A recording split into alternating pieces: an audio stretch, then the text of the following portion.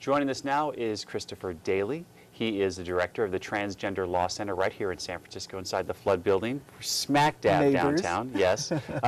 Christopher, I want to talk about the Transgender Law Center and the great work that you're doing. But before we get to that, I want to talk a bit about what you do and how and why you're an activist in the field of transgender. Because just a few years ago, it wasn't in the newspapers. We weren't talking about transgender anything. It was sort of taboo.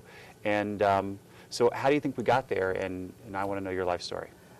Sure, no problem. First of all, it's so good to see both of you. Thank you so much for having me on. You know, I think that as a non-transgender gay man, as a member of the LGBT community, a lot more people who aren't transgender are really thinking about how do we move the whole community forward together.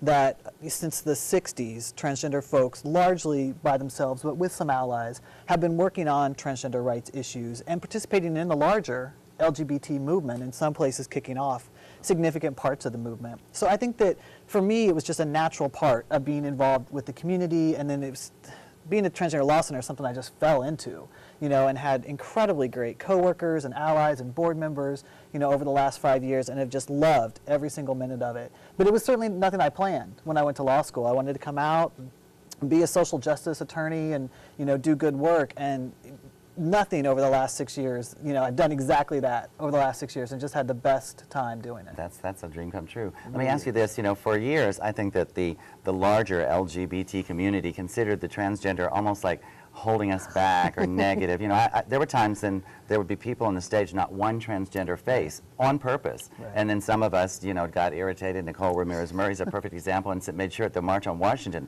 I'm going to get up there and speak. How do you address those people who still say that transgender holds us back? You know, I think that we've turned a significant part of that corner. And I don't know how many of you are familiar with the process that happened in New York State several years ago when the non-discrimination bill went up, and it was going up just as a sexual orientation bill.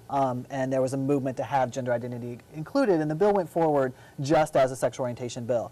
But a lot of the non-transgender people involved in that process have since come back and said that was a mistake. We never should have done that. The community has to move forward together. And I think that exactly what you're saying is right, that a lot of people felt as if it was easier to be accepted, right, if only gay and lesbian people, and really not even people who identify as bisexual, were kind of at the forefront. And I just think that that's an old way of thinking that people have moved beyond.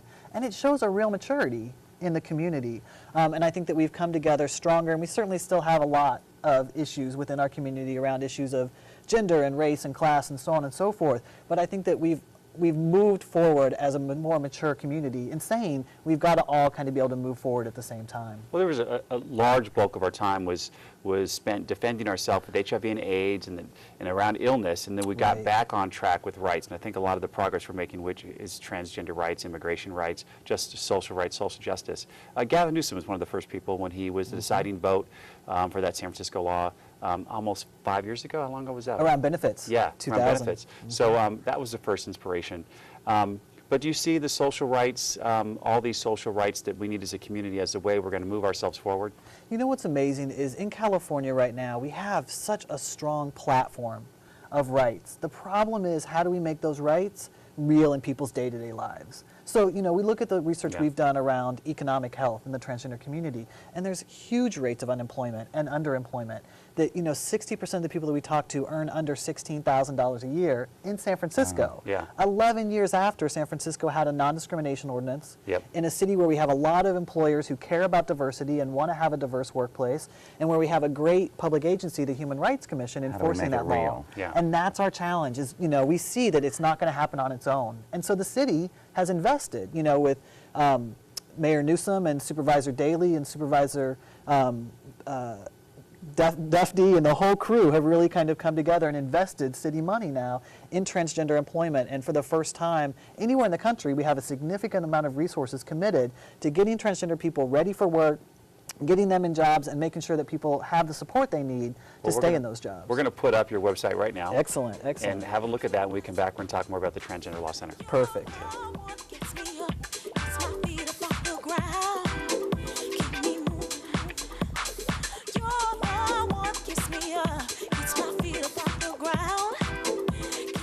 We're continuing on with Christopher Daley, Director of the Transgender Law Center, to learn now a little bit more about what you're doing and how you support people in the transgender category. Sure. What Transgender Law Center does is we provide legal services and public policy work to transgender people and their families throughout California.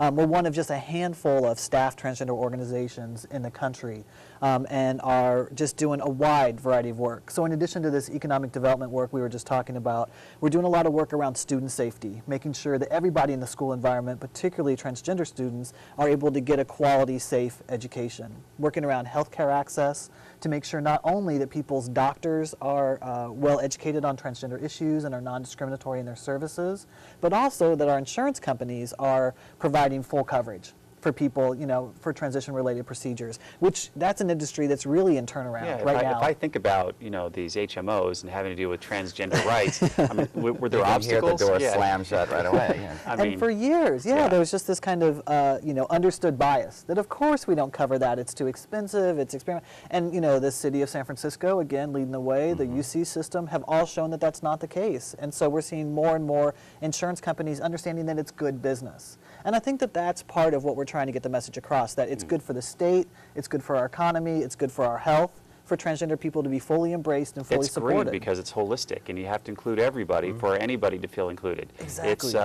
It's green advocacy. I think the transgender is part of what should be part of a healthy, sustainable community. No, and I think we're starting to talk about and look at a whole new kind of economy that says anti-discrimination and diversity are good business, and that this is just one other component of that. Now, one thing our viewers can do or can tie into, we have transgender viewers out there saying, I think I have been That's right. wronged. I think that the law says one thing and I'm not being treated right. Do they come to you? Is that one? They check out the materials on our website, they give us a call, they come to one of our clinics, they contact the Human Rights Commission, but definitely start with us, let us know what's going on, we can point you in the right direction, and in a limited number of situations we're taking clients and filing suits. Okay. What I think is great, though, is that there are these law centers for various sectors of the LGBT. There's immigration rights, there's the lesbian rights, there's the transgender rights. It's like that we're taking care, we've learned to take care of ourselves and our own, which is like a self-help. And you've done it, and other small groups are doing it. Do you think that's a growing trend when it comes to litigation and law? I think that there's a number of areas in which we need to develop specialties, and I think what's so great and what we've been so fortunate of is that there's so much collaboration. You know, that we couldn't have done 4/5 of what we've done if we didn't have a dozen organizations helping us out. And so whether it's the Lawyers Committee for Civil Rights in their asylum program, or of course the National Center for Lesbian Rights, or any number of organizations kind of working with us in cooperation, that kind of, you know, pulls all these pieces together and creates this kind of new social justice movement. That's Very happening. quickly, where's your financial support? Can we help that? Yeah. Yes, Transgender Law Center, come donate to us on our website. And you have fundraising events. We have fundraising events. We have one coming up September 11th, so we'd love to have you all there. And then obviously, if your company does matching donations, we'd love to hear about that. We need all the money we can get. We're not Well, shy. Christopher, if you want to raise money, just get Donna Sachet to host the event. I'm telling you, And I she think you're prints it. California-wide. That's She great. prints it. Yeah, Great. it's wonderful. Well, thanks so much for being on the show, and we'll send people to your website.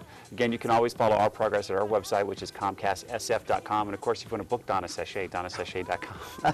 Thanks for watching, and we'll see you next week.